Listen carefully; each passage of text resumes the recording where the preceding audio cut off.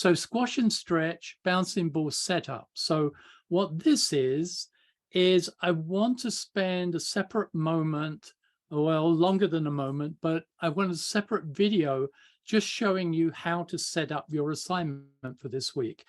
You'll find that in the classroom, I've put a file in there, a guide file that you need to download and import into the program, as I'm going to explain now. And you're going to have to decide how you're going to create your bouncing ball design, whether you do it outside of the program or inside the program. And when I say program, I mean Rough Animator, okay? So I'm going to play this video now. It will tell you how to set up. It's not about how to animate, it's about to set up. And then we'll come back after this and move on, okay? So here we go. Okay, everyone, so this week we're going to start a new project. It's called Bouncing Ball, and we're going to learn certain things like squash and stretch, and we're going to go over again the slow in and slow out thing we did in the previous assignment, and we're going to do it in a slightly different way. Now, I've got my own approach to it, which some of you can do and some of you can't, but I'm going to show you how to set up. This little demo is about setting up the scene before we start animating. I'll do a separate animation demo in a minute, but this is the setting up. So if you want to see what I'm going to do, this is what the final outcome looks like.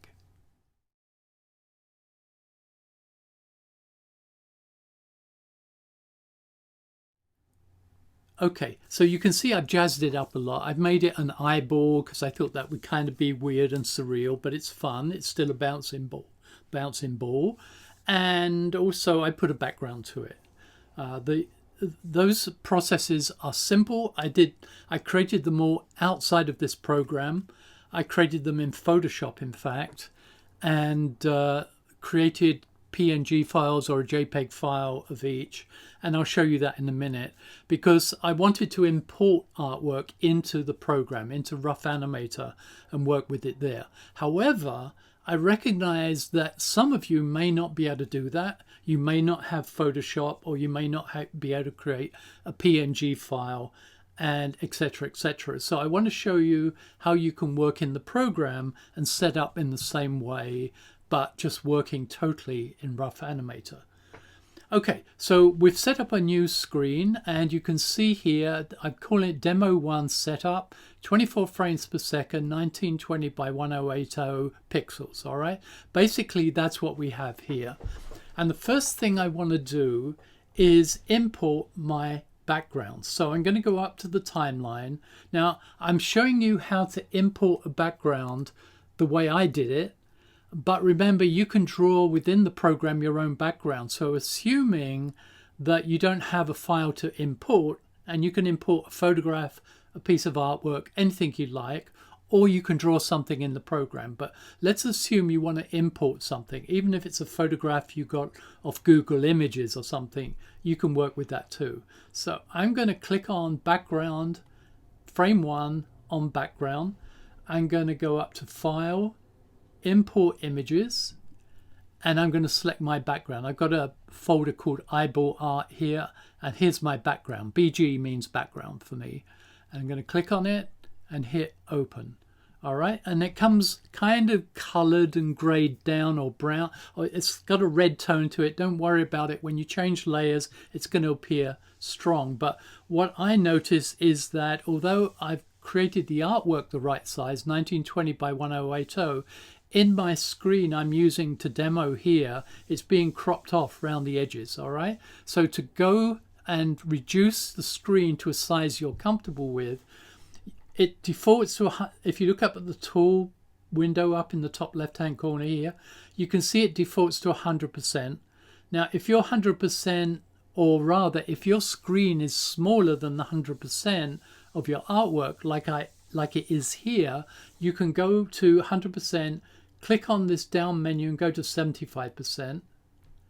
And here you'll see now that you can see the complete artwork right to the edges. See these little boxes and the outer lines? That's your screen size, all right? And at the moment we're viewing it at 75%, but we're not actually making it 75%. It's just on the screen, we're viewing it that way. And by the way, I'm doing this demo on my desktop again, because with the desktop you can see my cursor moving, whereas if I work on my iPad, which I'll start doing next week, when you've seen everything I'm doing with the cursor, next week I'll use my iPad. This week I'm doing it on the desktop so you can see everything. All right, so now we have our background. You can, as I said, you can import any image you want to create a background, as long as you've got a position for bouncing where the ball bounces and an area in the sky for it to go up and down from, okay, to and from. So that gives us that level. So now I'm going to go up to this layer 1 up here. If you look above on the timeline here, I'm going to click on frame 1, and you'll see two things happen. One is the background color becomes pure again because it's behind the layer we're working on. And it also gives you the option to rename it. So I'm going to rename it ball and hit return. And now what I can do is import the ball from my file. Now I was going to show you how to hand draw all this. I'll do that in a minute, but let me show you my way of working with pre-created images outside of Rough Animator. So I'm going to go to import image again, and I'm going to go to this eyeball file. Now this is a PNG file. If I hit open, I'm not sure if you can see that, but it's a PNG file. And that means, remember, it's got this red effect over it because I'm selecting it at the moment, working with it. But the PNG file, actually, the artwork of the eyeball is all in color. It's all solid color. But around it, this gray area around it is transparent. PNG allows you to use transparent backgrounds. You might not be able to do that yourself. And if you can't, then you can work in the program, and I'll show you how to do that in a minute. But let's assume that you can do it. And you're going to do what I did, which was create artwork outside the program. I used Photoshop to do all this and created a transparent background with a solid colored eyeball like this. And what I'm going to do is, because I need to do one more thing to make this work. So I'm going to go up and go to modify layers on the timeline here, and I'm going to add an empty layer. And I'm going to name that layer guide, and I'll explain in a minute what that means, but I'm calling it guide. And then what I'm going to do is select that frame. I'm going to go to file, import image, and you'll see in here I've got my BB bouncing ball field guide JPEG. I'm going to click on that, hit open, and there you'll see the action guide. Now the action guide is for you to work with. I've put it in the classroom, so you can download this file from the classroom, and it will give you everything you need to know to do this exercise, at least as a guide. All right. Now the guide here has several things that you need to know. So you can see a vertical line here.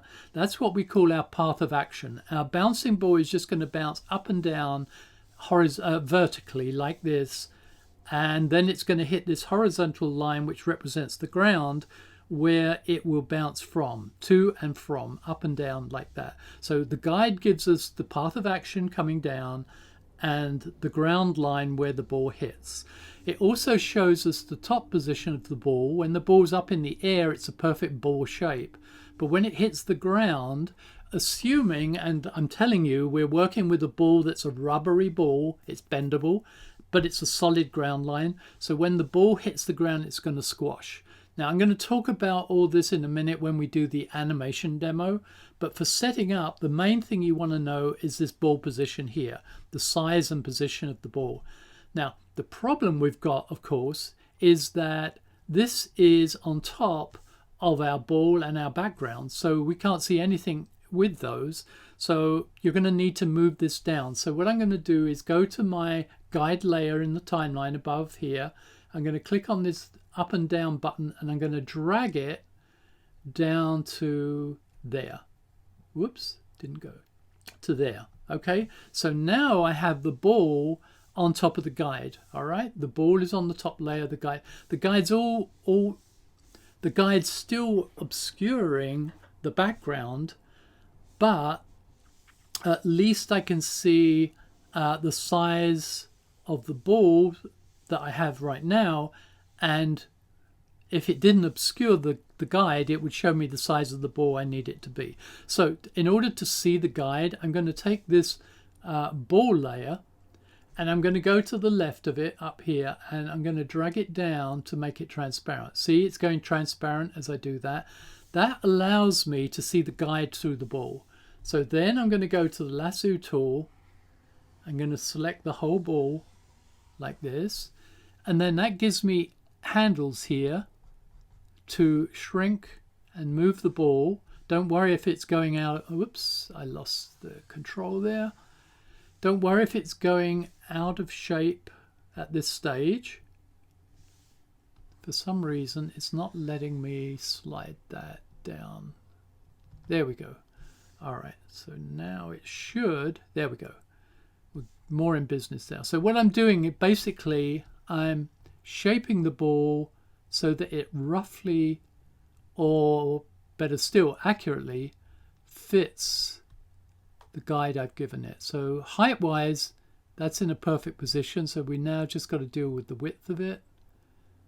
And width-wise, you don't have to be absolutely perfect, but try and get it as close as you can, okay? And if I just slide it over, I want to slide it over. See, the one thing I did with the eyeball, see there's a little white dot in the middle there? I want it to line up with my path of action. So I want to, even though it's not matching the outside of my ball, I know it's the right size. I want to get that little white dot, which is the center of the eyeball, in there. Now, when I've got the animation, I'm going to use that little white dot to line up and down with this path of action as we animate, and you'll see that happening in a minute. But when I've finished, I can go back and just black out that little white dot so we don't see it in the animation. But for now, I'm using it just to line up. It doesn't matter if your ball doesn't exactly match your guide, the guide one I've given you. It's okay, because I hand drew that guide one, but you may have done a perfect circle, and we'll talk about how to do that in the program in a minute. But bottom line is, I've made the ball more or less the same size as the guide, and I've lined up the center of the artwork ball with the path of action. See that around there? So I'm going to click off, and now I'm going to resume 100% on the ball, and you can see now that it's pretty much in the right position. If I now go to the guide and reduce that down to 0% transparency or 0 view, then you can see that now my ball and the background is in the right position. But I'm going to increase the guide so we can see. We can also see that the ground line where it hits the ground is nicely situated on the grass down below. So in other words, we're ready to go. If I remove, I'm not going to remove the guide, but when I remove the guide and I finish my animation and export it to a video, you'll see we've got this nice ball and we've got the background all working together, and export it to video, it's going to look great. But while we're working, we want to see that guide in place, so we're going to work with it like that. Okay? All right, so that basically gives you the setup if you're creating artwork outside of the program and you're going to import it in. Now, you may not be able to do that, so let me show you how you're going to do it without that. So let's say we now have our guide. You're going to import your guide. I've shown you how to do that. So create your ball level above it like this. All right, you've done exactly the same as I've done. But this time you're going to use the drawing tool. So there's two ways of using a drawing tool. I'm going up to this tool up here, top left. The paint brush is the drawing tool. Remember, you can change the size of the brush here. I'm going to keep it at 14 pixels, but you can do it any size you want. Opacity 100% right now. Ignore flow and spacing, etc. But basically, we're drawing. All right, so what you can do is on your ball layer with your drawing tool selected, pick the black pencil, so we got a nice black line so you can see it, and I'm gonna trace it as best I can. All right, and this is for all you guys who are working within the program only.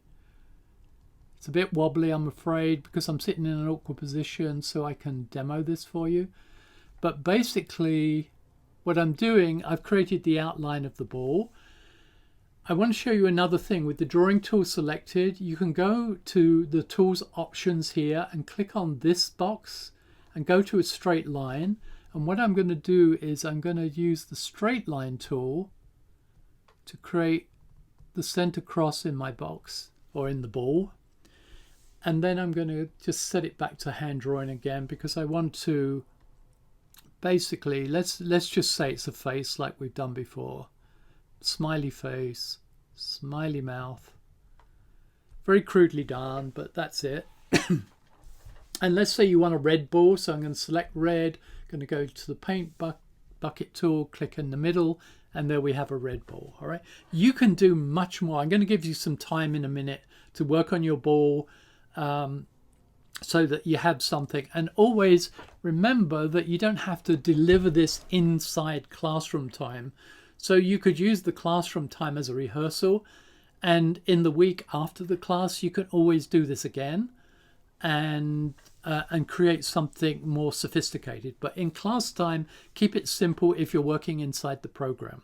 All right, so that's created our ball, and now all we've got to do is create a background layer. So remember, we don't want to use mine, so I'm ignoring that. So I'm going to go up here to modify layers. I'm going to add an empty layer, and we're going to call this drawn background. Drawn BG. And all this means is I'm just, for the sake of the demo, and you can do your own way, I'm going to create a kind of undulating horizon line.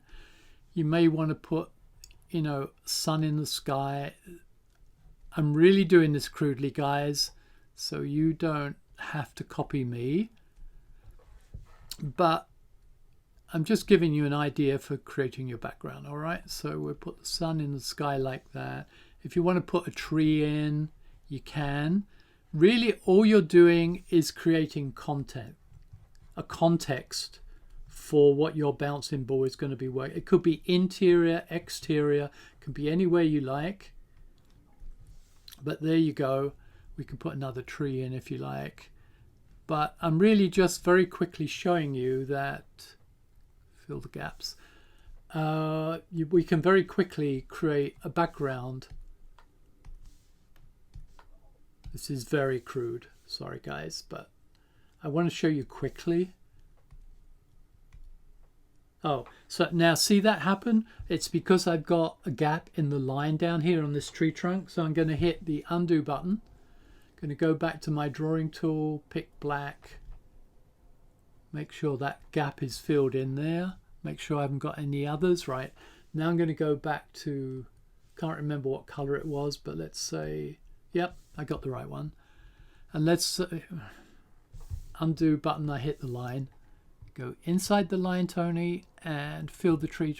Oh, that one's got a gap in it as well. So couldn't see that one.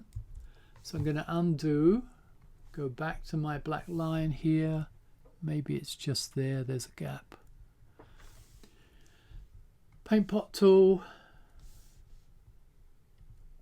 Yeah, there we go. Now maybe we want a nice blue sky, so we'll go pale blue for the sky. There we are.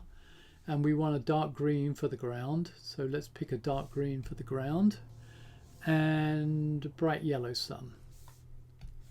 Okay, and there's our background. So that if you want to work in the program, you can draw in your own background. Again, we've got the drawn background on the layer above the ball, so we can click on this up and down button next to the drawn background layer and drag it down, put it there, and there's our ball in the ground. So that's how you set up using your guide and the drawing tools in Rough Animator to create your ball layer and your drawn background layer.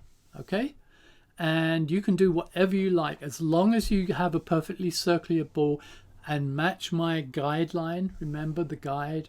If I take out the background layer for a minute. You can see the guide. As long as you match my guide, we'll talk about this in a minute. Oh, there's one other thing I wanted to show you. Let me put, I'm going to keep this guide transparent at the moment. I'm going to create another layer. We'll talk about this in a minute, but I'm going to add an empty layer and I'm going to call it shadow. Now the shadow is what is going to be cast. Now unfortunately I put the sun here, which really means that's the source of light. But let's say it's not there. Let's say the sun is right above the ball. I want to make this really simple for the demo.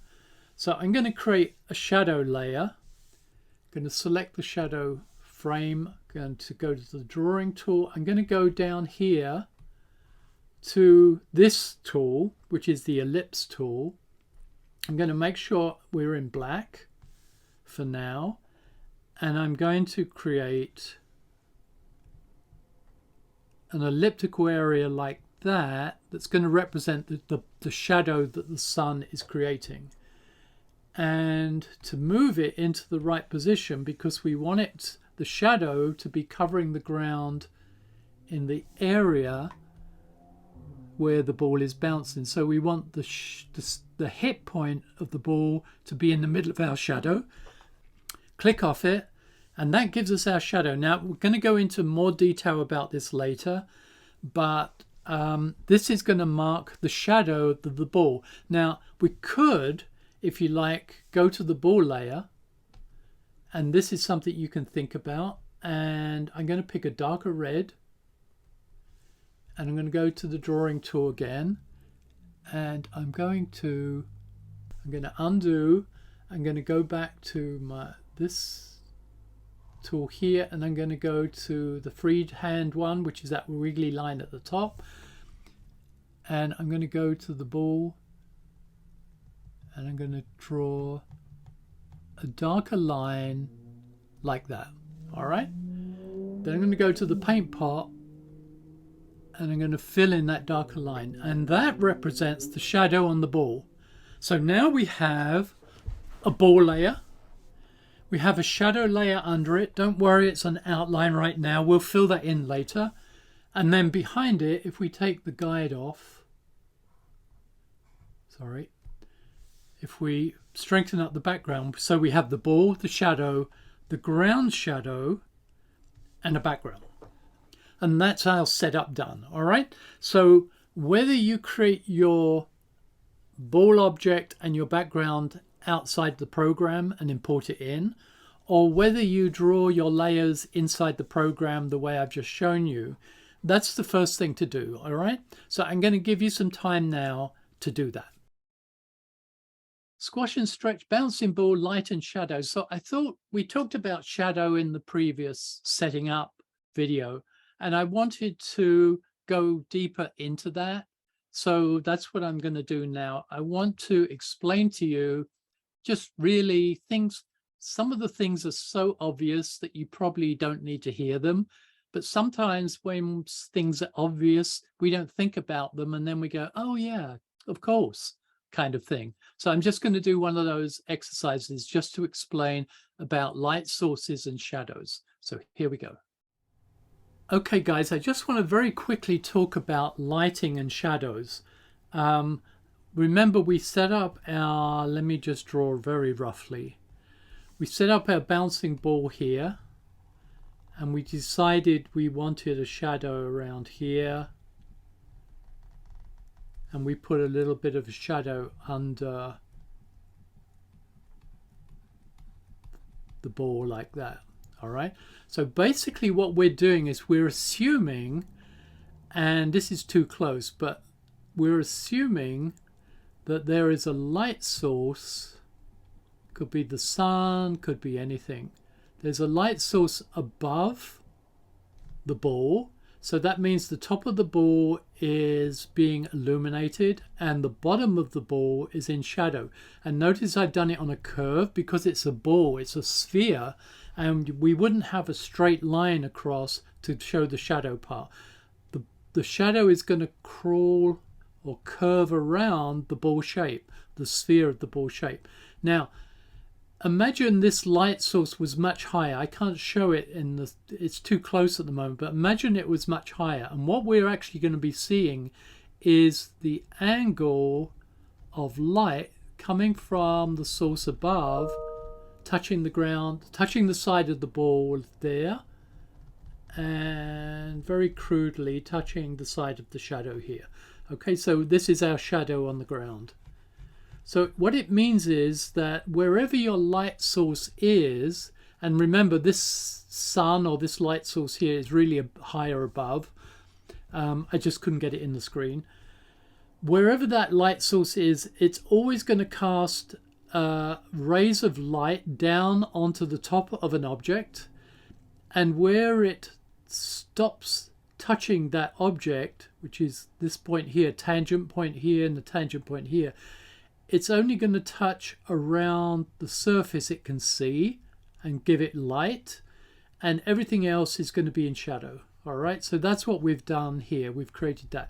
Now, where the tangents are and where the light source is, there's a projected line going down onto the ground, and in fact, there's two, the exterior tangent points of touching the object in question.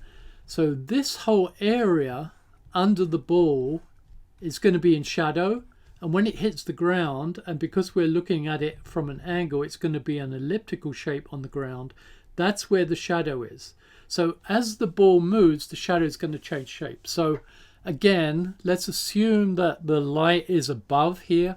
If I draw the ball closer to the ground, and let's assume it's the same light source above coming from up here somewhere. Whoops.